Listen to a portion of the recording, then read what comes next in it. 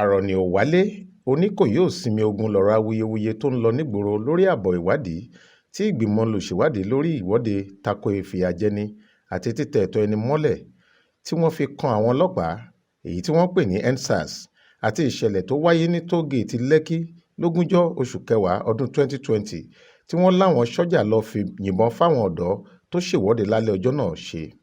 Gbogbo ọ̀nà níjọba ìpínlẹ̀ Èkó ń ṣán láti bomi paná awuyewuye àti àríyànjiyàn ọ̀hún kí ọ̀rọ̀ ọ̀hún sì di àfìsẹ́yìn tégun aláré ń fiṣọ, ṣùgbọ́n kò jọ pé ọ̀rọ̀ ọ̀hún yóò tán nílẹ̀ bọ̀rọ̀. Gómìnà Babájídé Olúṣọlá Sanwó-Olú ti bá àwọn èèyàn sọ̀rọ̀ nínú ọ̀rọ̀ àkànṣe tó bá àwọn olùgbé ìpínlẹ̀ Èkó sọ lórí rédíò àti tẹlifíṣọ̀n lọ́sàn-án ọjọ́ Ìṣẹ́gun túsídẹ̀ẹ́ 30 oṣù kọkànlá ọdún yìí. Sanwó-Olú pàrọwà sáwọn èèyàn, ó lóun fi tìfẹ́tìfẹ́ ké sáwọn ọ̀dọ́ àtàwọn tọ́rọ̀ ìwọ́de EndSARS náà ká lára títí kan àwọn tí àjálù bá lásìkò lọ́gbọ́lọ́gbọ́ ọ̀hún láti jẹ́ káwọn bẹ̀rẹ̀ ìgbésẹ̀ ọ̀tun láti wo ìpínlẹ̀ Èkó sàn. Ó ní tá ò bá gbàgbé ọ̀rọ̀ àná a ò lè rẹ́nìkan àbá ṣeré gẹ́gẹ́ báwọn àgbà ṣe ń sọ.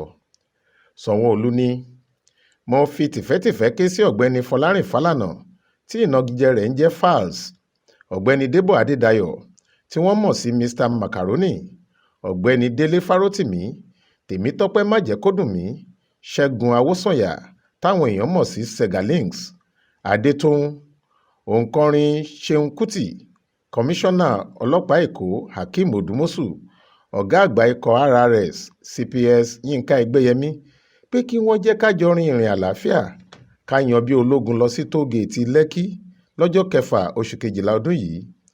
Ẹ darapọ̀ mọ́ mi ká jọ rin ìrìn àlàáfíà yìí fún ìpínlẹ̀ wa ọ̀wọ́n, ká rìn kápọ̀ ìyẹniyẹni. Ṣùgbọ́n báwọn kan ṣe ń yiri ọ̀rọ̀ ọ̀hún wò lọ́wọ́ ni àwọn kan lára àwọn tí Sanwó-Olú ké sí ti ń fèsì padà fún pé àwọn ò ní kópa nínú ìrìn àkànṣe rẹ̀ ọ̀hún. Wọ́n ní tó bá fẹ́ rin ìrìn àlàáfíà rẹ̀ kó rìn yín lọ́tọ̀ ni, ọ̀tọ̀ọ̀tọ̀ sì ni kálukú wọn ń fi àìdùnnú wọn hàn. Mr Macaroni ló kọ́kọ́ sọ lórí ìkànnì Twitter rẹ̀ pé mo fi tọ̀wọ̀tọ̀wọ̀ kọ ìpè gómìnà yìí. Ìjọba fúnra wọn ni wọ́n gbé ìgbìmọ̀ olùwádìí dìde. Ìgbìmọ̀ náà ti mú àwọn àbá àti àmọ̀ràn kan wá. Èmi rò pé ìgbésẹ̀ àkọ́kọ́ láti wá àlàáfíà ni kíjọba bẹ̀rẹ̀ sí ṣiṣẹ́ lórí àwọn àbá àti àmọ̀ràn wọ̀nyẹn ná. Ìgbà yẹn la ṣẹ̀ṣẹ̀ lè máa fojú re wo ìjọba, ìgbà yẹn la lè máa fọkàn tán wọn. Ìrìn tí mo rìn lọ́jọ́ sí, ṣebí níṣe ni wọ́n gbá mi mú, tí wọ́n sọ mí sásìmọ́lé, tí wọ́n já mi sí hòhò, wọ́n fojú mi gbolẹ̀ lóríṣiríṣi ọ̀nà. Bẹ́ẹ̀ mi ò gbébọn o, mi ò sì mú nǹkan ìjà olóró kankan dání. Bí wọ́n ṣe ń lù mí ni wọ́n ń bi mí léèrè pé kí ni mo jẹ yó tí mò ń da gómìnà láàmú. Ó wá yá tán, ẹni kájọ máa yan kiri lásìkò yìí, ṣé kẹ́ ẹ tún lè ráàyè lù mí ni? Mi ò lọ o. Ẹ jọ̀ọ́ tí mo bá fẹ́ yan bí ológun láti dín ìṣọ́ra mi kù, màá lọ síbi tí wọ́n ti ń ṣèyẹn. Ìrìn àlàáfíà làwọn ọ̀dọ́ Nàìjíríà kan rìn lọ́jọ́sí tí wọ́n yìnbọn pa wọ́n torí ẹ̀. Àwọn míì lára wọn ṣì wà lẹ́wọ̀n dòní. Àwọn míì sì ti lọ forí pamọ́ tí wọn ò lè jayé orí wọn bó ṣe wù wọ́n. Bẹ́ẹ̀ gbogbo ẹ̀ kò kọjá pé wọ́n láwọn ò fẹ́ ìwàkiwà táwọn ọlọ́pàá ń hù lọ. Ní ti Falz, olórin tàkasúfèé tó jẹ́ ọmọ gbajúgbajà agbẹjọ́rò ní amòfin àgbà Fẹ́mi Fálànà, ó ní ọ̀rọ̀ nípa ìrìn àlàáfíà tí wọ́n pè wá sí yìí dàbí àwàdà lásán létí tèmi. Ó tiẹ̀ bùyàn kù pẹ̀lú. Wọ́n pa àwọn ọmọ ọlọ́mọ nípa ìkà, kò sì tíì sí ìdájọ́ òdodo kan lórí ẹ̀ lẹ́yìn ọdún kan. Báwo wá ni àlàáfíà ṣe fẹ́ wà tí kò bá sí ìdájọ́ òdodo? Inú ọ̀rọ̀ tí gómìnà sọ, wọ́n ní kí ìlú tó wà déédé, ìdájọ́ òdodo gbọ́dọ̀ wà níbẹ̀. Ẹ ṣèrántí pé àwọn ọ̀dọ́ ọmọ Nàìjíríà ni àwọn sọ́jà Nàìjíríà fi ìbọn dá ẹ̀mí wọn légbodò ní Nàìjíríà. Ẹ fẹ́ dọ́gbọ́n daṣọ bò ọ̀rọ̀ lórí, kẹ́ ẹ pa á mọ́lẹ̀. Ṣé bí ìlú ṣe lè wà déédé nìyẹn? Títí dòní yìí ṣì làwọn ọlọ́pàá ń halẹ̀ mọ́ àwọn ọ̀dọ́ Nàìjíríà tí wọ́n sì ń ṣe wọ́n báṣubàṣu láìyẹ. Ẹ sì dákẹ́ nípa ẹ̀. Àbí ẹ máa lẹ́ ò mọ̀ pé ó sì ń ṣẹlẹ̀ bẹ́ẹ̀ ni?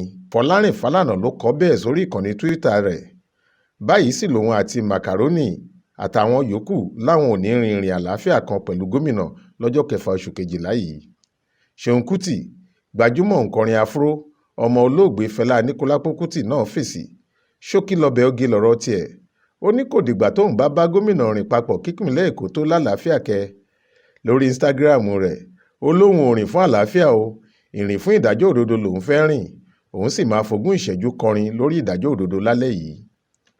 Rino Ozuala, ọ̀dọ́bìnrin tóun náà wà lára àwọn tó ṣagbátẹrù ìwọ́de EndSARS, kò tiẹ̀ fọ̀rọ̀ sábẹ́ ahọ́n sọ rárá lórí ìkànnì agbọ́rọ̀káyé Twitter rẹ̀.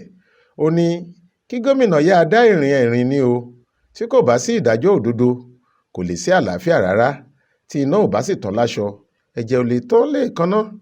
Ìgbésẹ̀ gidi ni kẹ́ ẹ gbé, ẹ yé gbé ìgbésẹ̀ ṣe kárí mi lásán.